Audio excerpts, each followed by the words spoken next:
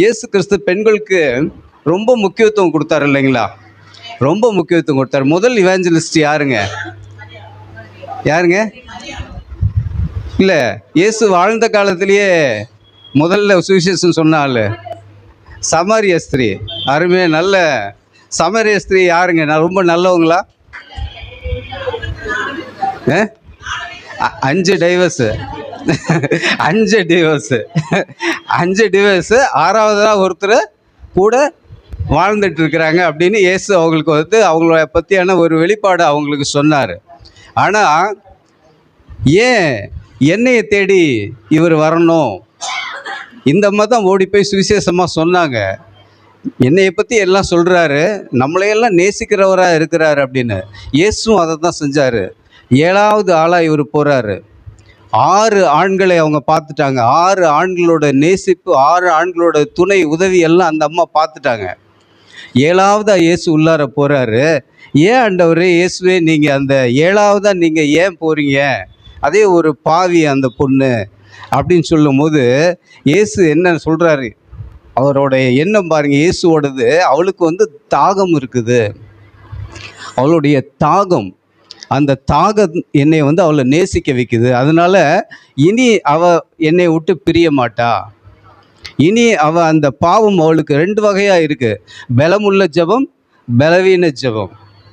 பாவம், குற்றம் அப்படின்னு 2 இருக்குது இல்லைங்களா? விபச்சாரம் செய்வது பாவம், நியாயப்பிரமாணத்துப்படி ஒரு பாவம். ஆனால் விபச்சாரமே செய்யலை, கொலை பண்ணிட்டா அதுவும் நியாயப்பிரமாணத்துப்படி பாவம். திருடிட்டா அதுவும் நியாயப்பிரமாணத்துப்படி. அப்போ யாராவது நீதிமானாக்க முடியுமா? அப்போ படிங்க, அந்த யாக்கோபு 5:16 படிங்க.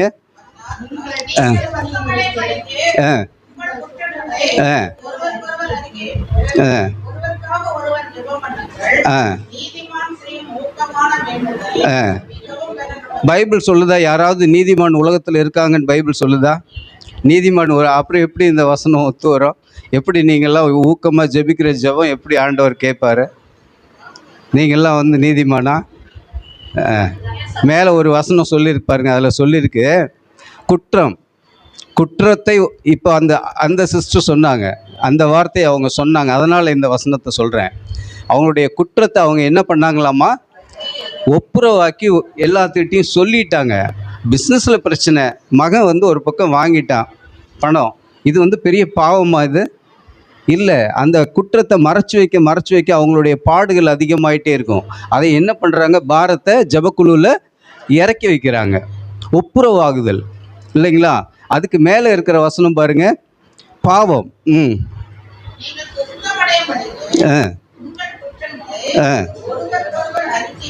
இது அறிக்கையிட்டு ஒப்புரவு. இது நீங்கள் சொன்ன சாட்சிக்கு வசனம் வந்துருச்சு. இதுக்கு மேலே உள்ளது இவங்க சொன்னது.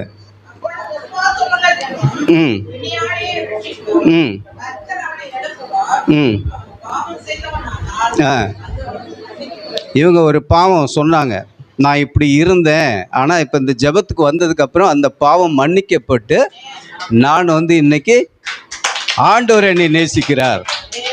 ஆண்டவருடைய நேசிப்பில் அவங்க இருக்கிறாங்க. இப்போ பாவம் விசுவாசத்தோடு நீங்கள் செய்கிற ஜெபம் உங்களுடைய பாவத்தை மன்னிக்கும். நீங்கள் ஒப்புரவாய் செய்கிற ஜெபம் உங்களை நீதிமானாக மாற்றும் இல்லைங்களா? அப்போ பாவத்துக்கும் குற்றத்துக்கும் நிறைய வித்தியாசம் இருக்குது. 2க்கும் நீங்கள் கிரேக்க வார்த்தையில் பார்த்தீங்கன்னா அமர்டாலஜின்னு இருக்கும் மேலே இருக்கிற வசனத்தில், நிமிட்டோ அப்படின்னு இருக்கும் கீழே இருக்கிற வசனத்தில். 2க்கும் ஒரு வித்தியாசம் உங்களுக்கு என்ன சொல்கிறேன்னு பார்த்தாக்க, ஒரு வாட்ச் இருக்குது, உள்ளுக்குள்ளே ஒரு வைரக்கல் இருக்குது. அந்த வாட்சை அம்மு சிஸ்டர் கையில் கொடுக்குறாங்க, சிஸ்டர் கொடுக்குறாங்க, அவங்க கீழே போட்டுடுறாங்க, கண்ணாடி உடஞ்சி போயிடுது. இது பாவமா? குற்றம். நிமிட்டோ அடி கீழே இருக்கிற வசனம். இப்போ அதுக்குள்ளே இருக்கிறது வைர முள் இருக்குதுன்னு தெரிஞ்சு ஒருத்தர் உடைச்சி அந்த வைர முள்ளை எப்படியாவது எடுக்கணுன்ற நோக்கத்தில் உடைக்கிறாங்க கீழே. இது களவு, பாவத்தில் போகுது. இதுதான் அந்த 2 வசனத்துக்குள்ள வித்தியாசம்.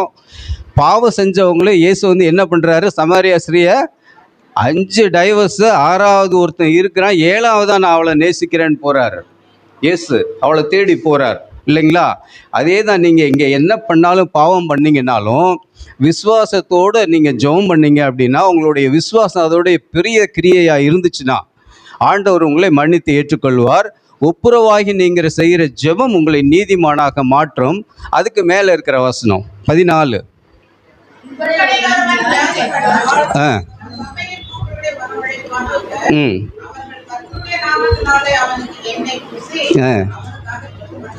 ஆமாம், இது பைபிளில் எல்லாம் மேல் டாமினேட்டடாக இருக்கும். மூப்பர் அப்படின்னு தான் போட்டிருக்கணும். ஏன் மூப்பர் பெண்கள் இல்லையா சபையில்? இருக்கலாம் இல்லையா? இயேசுவின் காலத்தில் எத்தனை பேர் ஊழியம் பண்ணாங்கன்னு ஒரு பைபிளில் போட்டிருக்கா? இருக்கா? தெரியுமா? அப்போஸ்தலர் நடபடிகளில் 100 பெண்களுடைய பெயர் போட்டிருக்கு. பிலாத்துவுடைய மனைவி ஒரு மறைமுக ஊழியக்காரி.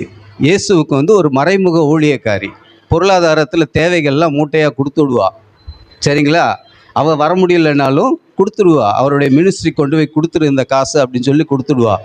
100 பேர்த்தோட பேர் அப்போஸ்தலர் நடவடிக்கைகள் இருக்குது. பொறுமையாக உட்காந்து படித்து அந்த 100 பேர்த்து பேர் எழுதுங்க. பெண்களுடைய பேர் அது இருக்கும், அப்போஸ்தலர் நடவடிக்கைகள் இருக்கும்.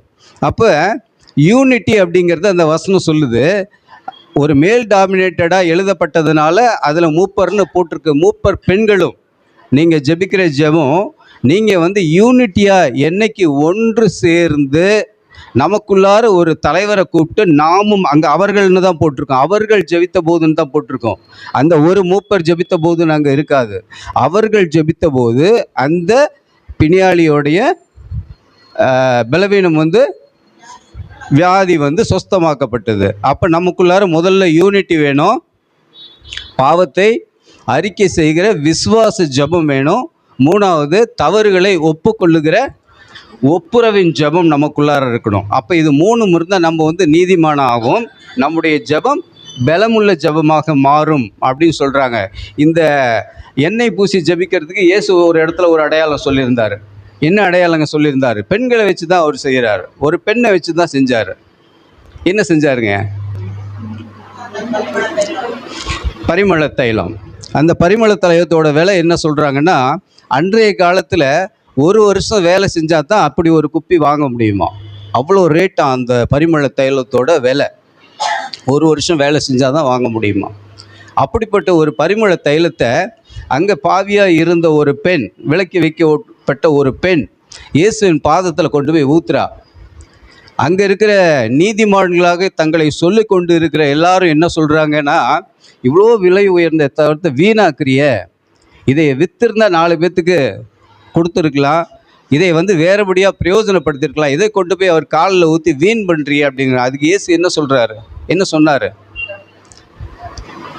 இவளுடைய கிரியை, இவள் செய்த காரியம் உலகம் இருக்கும் வரை எங்கெல்லாம் சுவிசேஷகம் அறிவிக்கப்படுகிறதோ அங்கெல்லாம் இவள் ஞாபகப்படுத்தப்படுவாள், இவருடைய பெயர் சொல்லப்படும். அவள் செய்த கிரியை, நான் இயேசுவுக்காக 100 ரூபா கொடுத்துட்டேன், 1000 ரூபா கொடுத்துட்டேன் அப்படிங்கிறதுல உங்களை செட்டில் பண்ணிக்காதீங்க. நான் செட்டில் ஆகிட்டேன் அப்படிங்கிறது வாழ்க்கையில் வேண்டாம். ஏன்னா 4, 5, 10 வருஷத்துக்கு முன்னாடி ஐடி ஃபீல்டில் 20,000 இருந்துச்சு, 30,000, 40,000, 70,000, 80,000, 1,50,000 லட்சம் வரைக்கும் சம்பளம் வச்சு எப்படி ஏறிச்சோ அதே மாதிரி இறங்கி வந்துருச்சு இல்லைங்களா? லைஃப்பில் செட்டில் ஆகிட்டேன் அப்படிங்கிற எண்ணம் மாறிக்கிட்டே இருக்கிற வாழ்க்கை. அதனால் நான் லைஃப்பில் கிறிஸ்துவ வாழ்க்கை செட்டில் ஆகிற லைஃபே கிடையாது. சிலுவையை கூடயே வச்சுட்டு ட்ராவல் பண்ணுறது தான். அதனால் ஆண்டவருக்கு நம்ம செய்கிறது விலை உயர்ந்த பரிமளத்தை, எது விலை உயர்ந்ததாக நம்ம நினைக்கிறோமோ, நம்ம வாழ்க்கையில் எது அதிகமாக இருக்குது நம்ம நினைக்கிறோமோ அது ஆண்டவரோட பகிர்ந்து கொள்ளுகிற ஒரு ஜெபம், செய்கிற கிரியை. அப்போ இந்த அப்போஸ்தலனாகிய யாக்கோபு, இயேசுவின் சகோதரன், அந்த நிருபம் ஃபுல்லாக அவர் எழுதியிருக்க 5 அதிகாரத்தில் அவர் என்ன சொல்லியிருக்கார் அப்படின்னா, உங்களுடைய கிரியையினால் உங்களுடைய விசுவாசம் வெளிப்படும். விசுவாசத்தை நீங்கள் காட்ட முடியாது. நீங்கள் என்ன கிரியை பண்ணுறீங்களோ அதுதான் உங்களே விசுவாசத்தை வெளியில் காட்டுன்றாரு. அப்போ அந்த 14, 15, 16 வசனம் என்ன சொல்லுது? உங்களுடைய யூனிட்டி. நீங்கள் மூப்பரை வரவழைக்கணும். உங்களுக்குள்ளார கண்டிப்பாக ஒரு தலைவர் இருக்கணும். அந்த தலைவர்கிட்ட எந்த பிரச்சனையாக இருந்தாலும் சொல்லணும். சொல்லி எல்லாரும் சேர்ந்து தான் ஜெபிக்கணும். அதுக்காக எல்லாரும் சேர்ந்து முடிவு எடுத்தீங்கன்னா தான் அங்கே அந்த ஜெபம் கேட்கப்படும், அந்த பாவம் மன்னிக்கப்படும், அந்த பிணியாளி சொஸ்தமாக்கப்படுவான். 2வது, உங்களுடைய குற்றங்களை ஒப்புரவாக்க வேண்டும். ஒருத்தருக்கு ஒருத்தர். இப்போ நீங்கள் உங்களுடைய பாவம், டீப்பான பாவத்தை நீங்கள் மனுஷன்கிட்ட சொல்ல வேண்டியதில்லை. அது அவன் வந்து வேறு மாதிரி பேசுவான். உங்களுடைய குற்ற உணர்வுகள், குற்றங்களை நீங்கள் சொல்லலாம். இப்போ அவங்க சொன்னாங்க பார்த்தீங்களா, பிஸ்னஸில் பிரச்சனை, அதை எல்லாரோடையும் பகிர்ந்துக்கலாம். ஒரு தீர்வு யாராவது ஒருத்தர் சொல்லுவாங்க. அப்போ நீங்கள் ஒப்புரவாகி ஜெபிக்கிற, அதுக்காக ஜெபிக்கிற ஜெபம் கேட்கப்படும், நீங்கள் நீதிமாக்கப்படுவீங்க. இன்னொன்று யூனிட்டி, ஒப்புரவு. இன்னொன்று முக்கியமானது அதுதான், விசுவாச ஜெபம். விசுவாச ஜெபம், விசுவாசம் இருக்கணும். நடக்கலைனாலும் நடக்குதுன்னு விசுவாசிக்கணும். நீங்கள் வந்து எனக்கு தாவீது மாதிரி தான், இந்த நேரத்தில் நான் வந்து போருக்கு போகிறேன், இது நடக்குமா நடக்காதான்னு தெரியாது, ஆண்டவரை மட்டும் ஒப்பு கொடுத்துட்டு நான் போகிறேன். அடுத்த வசனத்தில் என்ன வரும்னா, ஆண்டவர் இந்த போரில் எனக்கு வெற்றி கொடுத்ததற்காக நான் அவரை ஸ்தோத்தரிக்கிறேன் அப்படிம்பார். கனவுலேயே அவர் வந்து ஜெயிச்சிருவார். ஜெயிச்சுட்டு அப்போ அந்த சூழ்நிலையை ஆண்டவர் அங்கே உருவாக்கி கொடுத்துருவார். அப்போ உங்களுடைய பாடுகளை கனவுலேயே நீங்கள் வந்து ஜெயிக்கணும். ஜெயிச்சுட்டு ஆண்டவர்கிட்ட அதை நீங்கள் சொன்னீங்கன்னா அவர் அதை அப்படியே நடக்க செய்வார். அப்போ விசுவாசம், யூனிட்டி, உங்களுடைய ஃபெய்த்து, உங்களுடைய ஒப்புரவு, இதை பண்ணிங்கனாக்க உங்களுடைய ஜெபம் பலமுள்ளதாக இருக்கும். ஆமேன்.